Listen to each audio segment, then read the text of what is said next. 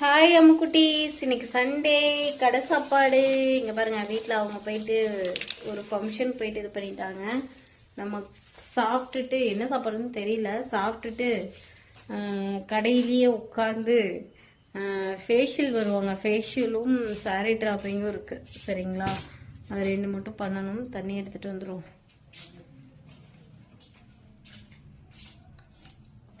வாங்க சாப்பிடுவோம், வாங்க சாப்பிடுவோம், வாங்க சாப்பிடுவோம். என்ன சாப்பாடுன்னு தெரியல. தனியா இலைய வேற கட்டி கொடுத்துருக்காங்க. அதுக்காக திரும்பி உட்காந்து சாப்பிடுவோம்.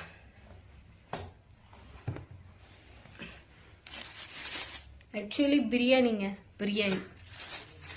பிரியாணி தான் வாங்கிட்டு வந்திருக்காங்க. ஏன்னா தக்காளி சட்னி இருக்கும் போதே தெரியுது பிரியாணி செம்மையான சாப்பாடாக இருக்கும். அப்புறம் ஒரு பிடிக்கும்.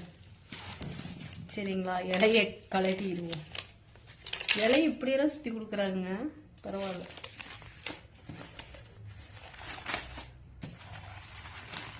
பேப்பர் வச்சு இலையை சுற்றி கொடுக்குறாங்க.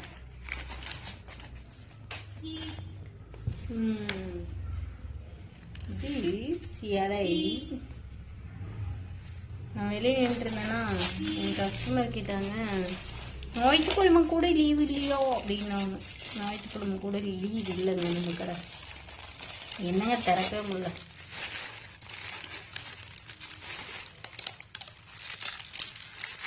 எதுக்குங்க லீவு? நம்ம என்னத்தங்க சாதிச்சிட்டோம்? சாப்பிட்டுட்டு ஒரு குட்டி தூக்கம் போட்டுட்டு அவங்க அட்டன் பண்ணணும்னு வச்சுக்கோங்க. கஸ்டமரை செம மாசம் அட்டன் பண்ணுங்க. என்னென்னமோ குழம்புலாம் கொடுத்துருக்காங்க, அதெல்லாம் நமக்கு வேணாம். நம்ம சாப்பாடு மட்டும் போட்டு சாப்பிட்றோம்.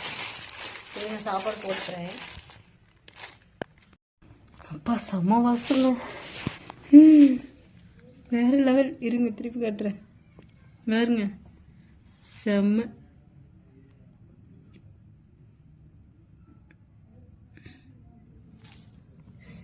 சாப்பாடு. வாங்க சாப்பிடலாம். சிக்கன் பிரியாணி வாசமே தூக்குதுங்க.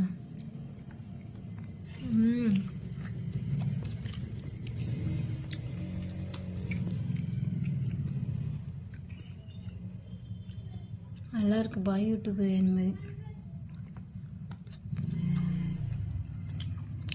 எந்த கடைன்னு தெரியல, சூப்பராக இருக்கணும். சரி, ஓகே. மதியானம் ஞாயிற்றுக்கிழமை கடை சாப்பாடு நல்லா இருக்கணும். பாய்.